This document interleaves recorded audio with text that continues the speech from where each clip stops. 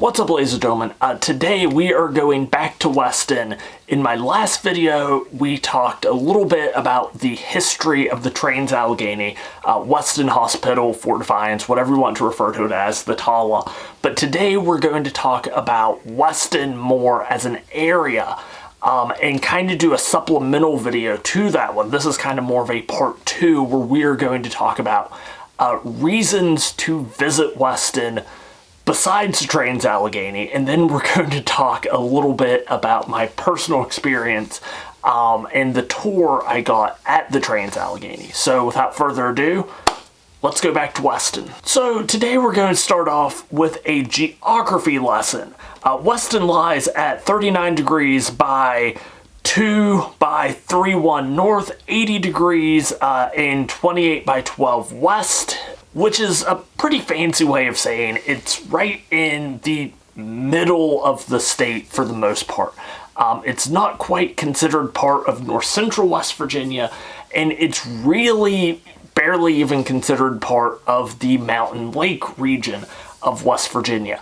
And it shares similarities with both of those regions. It shares a lot of similarities with the more historical aspects of north central West Virginia, places like Grafton, Philippi, Wheeling, Fairmont, especially when you look at the early history of West Virginia, the Loyalist state of Virginia. But it also has a lot of natural features and a lot of opportunities for outdoor recreation with the 2 lakes nearby and some of the other outdoor recreational areas in the vicinity. That's not a bad thing that it's kind of right in the middle, because if you're going from north to south, let's say you start out your day in Morgantown, you start out your day around WVU or Cooper's Rock, and then you're going to make your way down south through the state. You know, next stop would be probably Prickett's Fort State Park or Valley Falls State Park. Then your next stop, might be in the Clarksburg, Bridgeport area, and to call it a day, you will probably spend the night in Weston. It's a fairly centrally located area.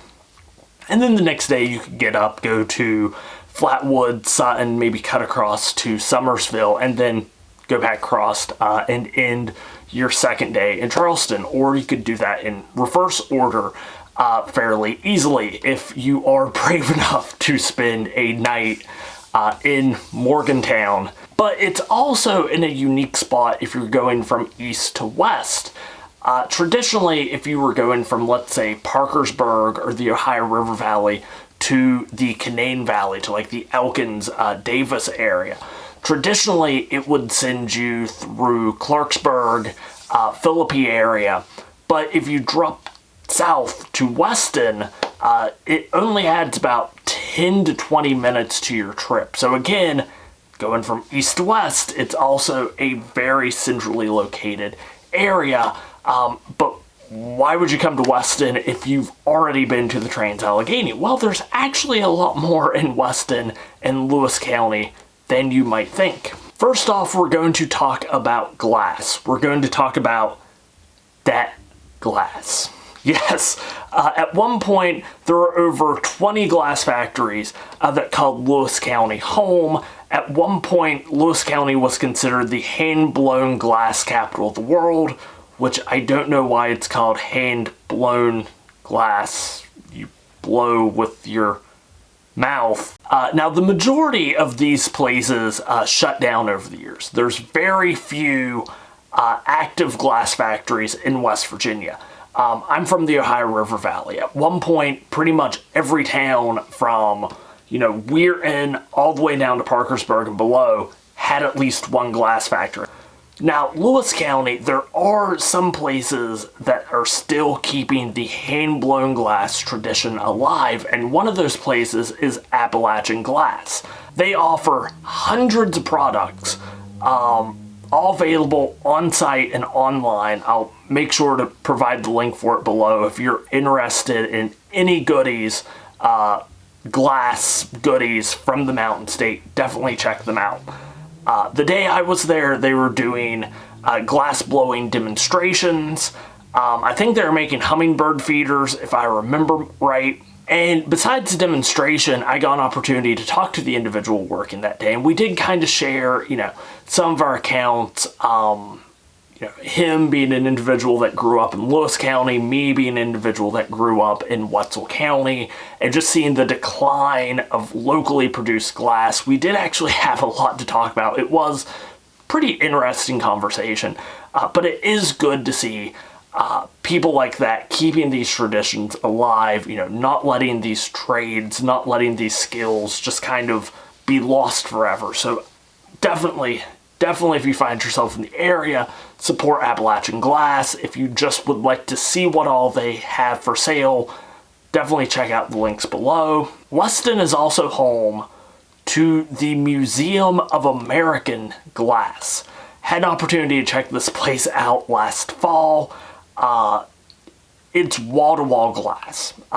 Pretty much any brand you can think of, any region, in the state, surrounding areas you can think of.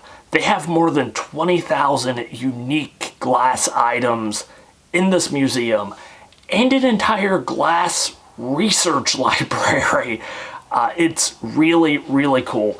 And again, it was really interesting to be able to see some of these products that at one point were made in New Martinsville, that were made in Payton City.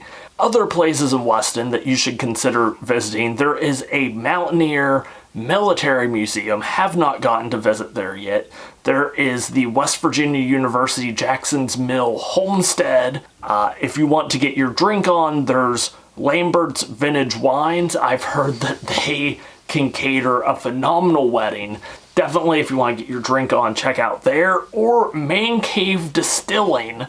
Weston is kind of the northernmost town in what is known as the Mountain Lakes region of West Virginia. And there are two lakes near Weston. Stonewall Lake and Resort and State Park, and the Stone Coal Lake and Wildlife Management Area. Both provide lots of opportunities for outdoor recreation, whether you want to do some boating, fishing, hiking, whatever. There's the Stonewall Resort nearby. I'm not a big fan of staying at resorts. Actually, I've never stayed at a resort. Anyways, I'm not a big fan of resorts, mostly because I am a poor person. But if you have an opportunity, you have the financial ability, definitely check out some of the resorts here in West Virginia. Stonewall Resort is supposed to be a phenomenal place. And getting back into the nerd aspect of it, West Virginia has almost no natural lakes. In fact, I think it only has one natural lake, that being Trout Pond in Hardy County, West Virginia. The rest of them are man-made, which means if you are a fan of engineering and engineering history, if you go to any of these West Virginia lakes, Tigert Lake, Stonewall Lake, Summersville Lake, there are these large dams that were built in order. I shouldn't have to explain how lakes are made. You build a big concrete wall, but if you're a fan of civil engineering, yeah, any of these lakes you go to, there's probably a dam nearby.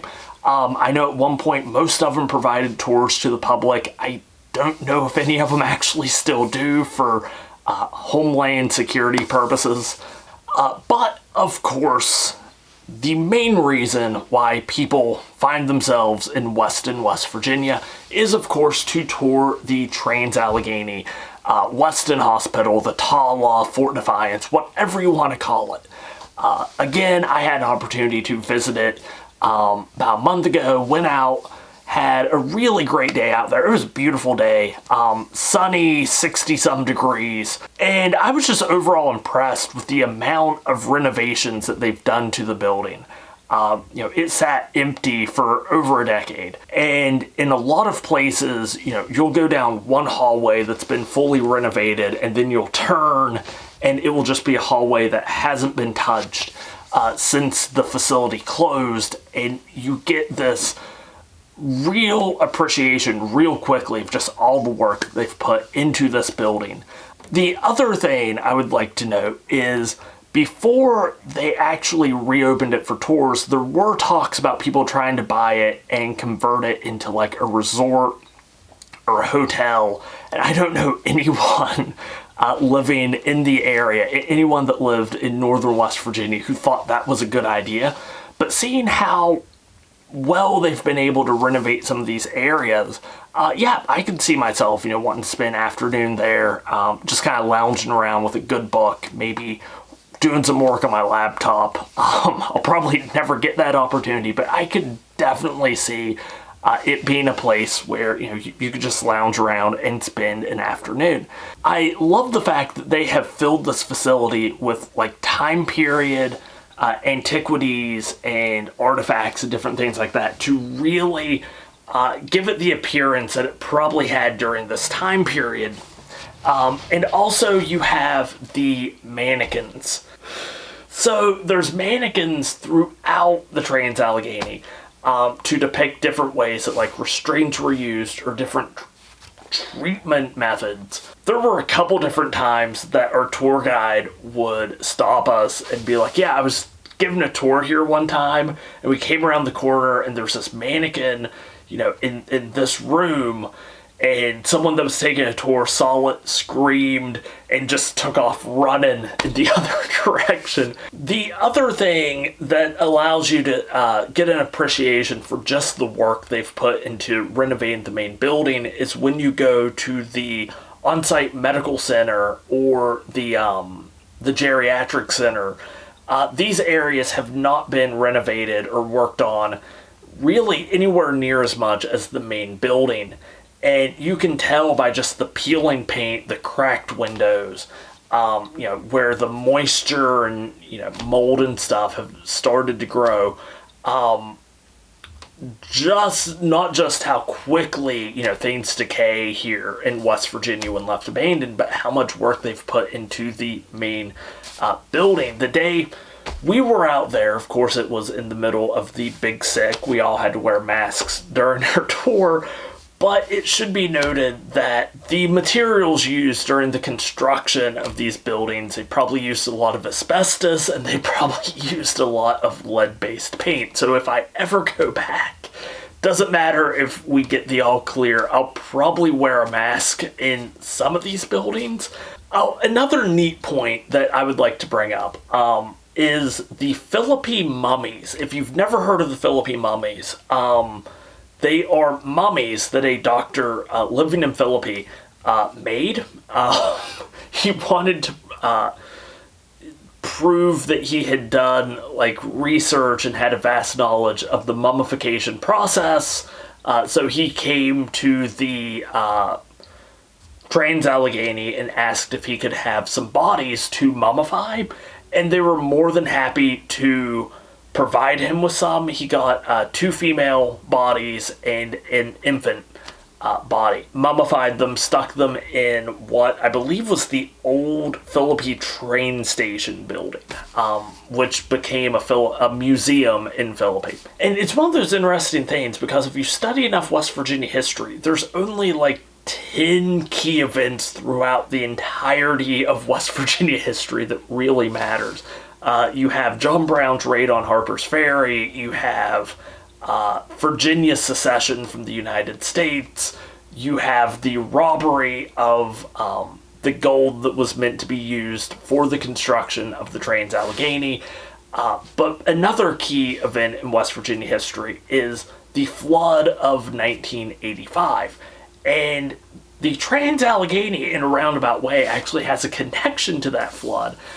In the fact that during that flood, the Philippine Museum was flooded and all of the mummies were washed away. Now, 2 of them, the 2 larger female mummies, were recovered. The infant mummy never was. So as soon as I get done discovering the exact location of the New Martinsville, Ohio River Dam, I'm going to go over to the Tigrit River Valley to try and find a baby mummy.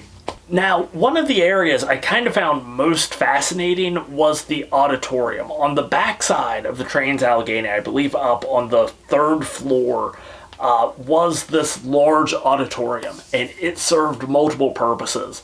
It was used for like concerts and plays, and after I posted pictures of it, there were several people from the Weston area that was like, yeah, my school choir, you know, put on a production there. It was also used as an indoor recreational area during the winter time, and there's still like tape on the floor from where they set up like places to play shuffleboard, which was really, really interesting to me. And like I said in the last video, the bottom floor has basically completely been converted into a museum. They have, you know, art projects and other antiquities, you know, from the area, from Weston, from, you know, Civil War history and Weston history and medical history and things like that. I definitely appreciate going to places like this. One, just because of the, you know, the restoration aspect of it. Seeing, you know, pictures of what it looked like before they started restoring it, and just how amazing of a job they've done to it now. And yeah, so definitely enjoyed my trips to Weston.